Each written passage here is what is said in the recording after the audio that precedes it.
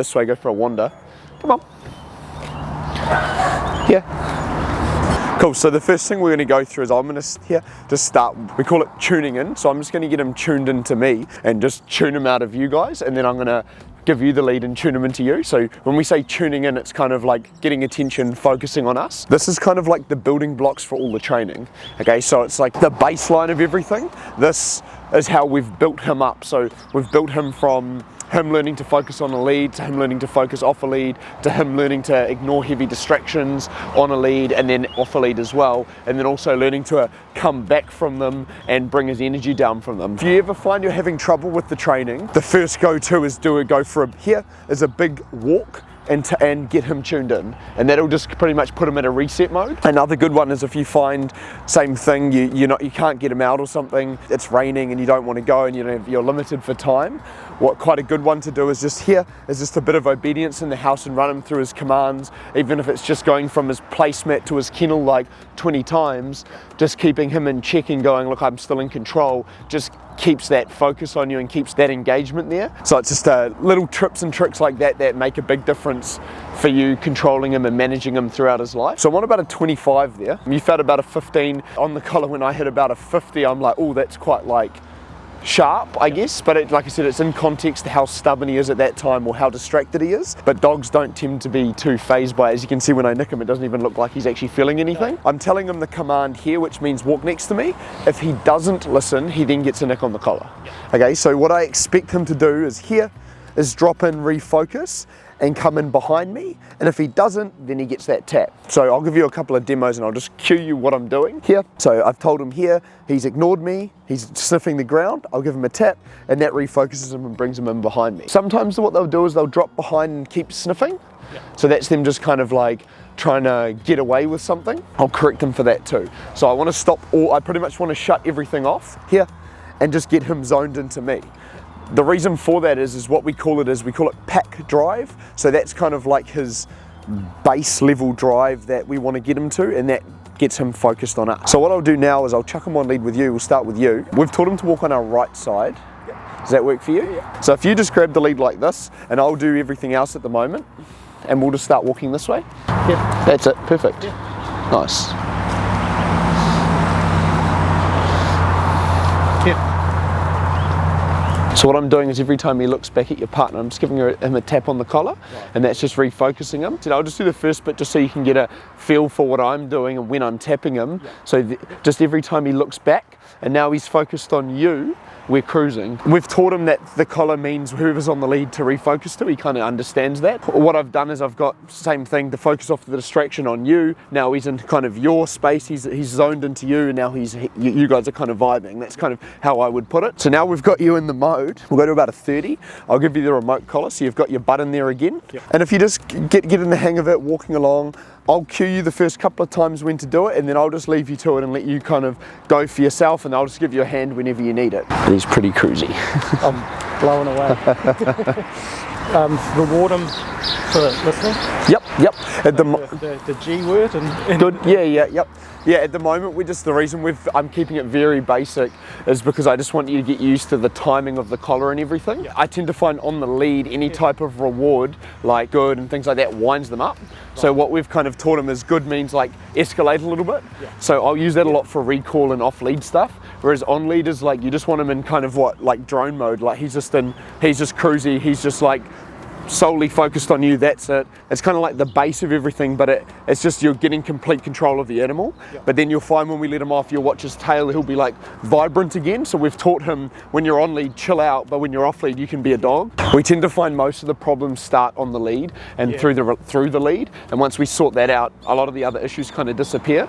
So you can see him starting to scan a little bit like with his nose. Something to keep your eye on. If he keeps going, just tell him here. Yeah. That's it. Good. And we'll throw in that good word just every now and again. If he makes a really good move like that and he drops back, just a nice calm good. It's more of a marker than anything at the moment. Yeah. Nice. Was that a nick on the collar? Nice, perfect. And you can see he instantly kind of zones back in. We'll just stop there for a second. I'll just explain something else as we're going. Like what you'll find is if you have the level too high, he might jump a little bit. And that means you need to bring the level down. If the level's not high enough, you'll get no response. So you're walking along and you say, here, and then he just goes, you buzz him and he's just like, looks you for a second but keeps walking in that same spot, you need to turn it up a little bit. So think about it as, one, it matches the dog, but two, it's like motivation. So it needs to be actually motivating to the animal. We'll do another half a lap with you and then we'll swap over to you. I'm just amazed he's just sitting there like that. It's just like, what the heck? Leave me dog. That's it. And so what you can start to do now is get a feel for it, and you can, rather than having to look down at him all the time, since you've got the lead at the perfect length, you can feel when he starts to move. So what I do is I hold it like that, and then when he starts to move out of position, I've just got the lead there to feel like how tense is he like pulling into the lead? If he is, I can kind of get a gauge of, over time you'll be able to gauge that level on the collar with how much tension's on the lead. But when he's kind of cruising like this, you kind of know we're set, we're good to go kind of thing.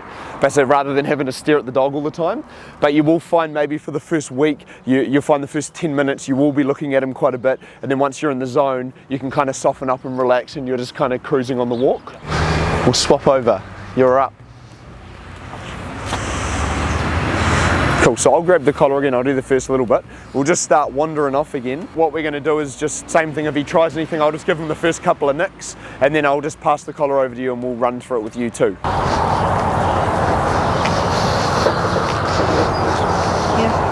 Nice.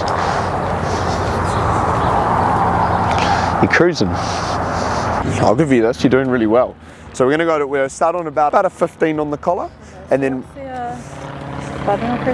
so you've got that little black one there. So I just keep my kind of finger on it, but not obviously too much tension on it. And then when you press it down, it will just give the nick. So when he's in like that, you can just pretty much leave him alone, he's cruising. So you probably will find, like I said, you won't actually have to use the collar a hell of a lot. Maybe for the first week, but after that, he should just kind of cruise with you. So we're gonna stop here. When we stop, I just want you to give him a little pat. So you should automatically sit like that and give him some affection. That's it. That's fine, it's good affection. So nice calm affection versus like overexciting, overbearing affection. We're gonna head back this way and we're gonna do a few stops and starts, and you can just give him a couple of pats along the way. So he's fine when he's in there, you don't need to say anything. Think about it, as long as he's not like going like this kind of thing, just a little look's okay, like he's still okay to look around. It's just more if he commits to something is when you're reminding him. Actively distracted. Yeah, yeah. Versus just looking around, like he's just taking in the information and the environment, that's fine, but it's, yeah, like that, perfect, there you go, nice. Or if his nose drops, or if his head movement really started to pick up. So what sometimes will happen is the head movement will go like this and he'll start to kind of zone like this, and if he do that, then you'd give him a hair and a nick on the collar. That's just what we call scanning. So scanning is, he might have smelt something like a bird or something that he may want to chase, and by catching him at the beginning of that, it just stops the rest of the sequence. So what we'll do is we'll cruise around here now, and we're going to let him off lead and do some off lead stuff, go through his obedience and stuff and show you his recall, and then we're going to shoot down to the obedience class, and then it gives you like an hour to keep practicing with our guidance there as well. So what you might find is when we get to the obedience classes, he might, because there's going to be so many dogs, you might get a little bit excited. So just find a level up till you snap him out of it, bring him back down, and then bring the level back down with it. So if think about you're following his energy. So if his energy goes up and then he gets kind of high, you bring the level up, and then yeah, that's it. And then How's he been with other dogs? Yeah, really good. Yeah, he's probably met over 200 dogs. Yeah. So I'll bring some dogs out, you can see him run around with them as well if you want.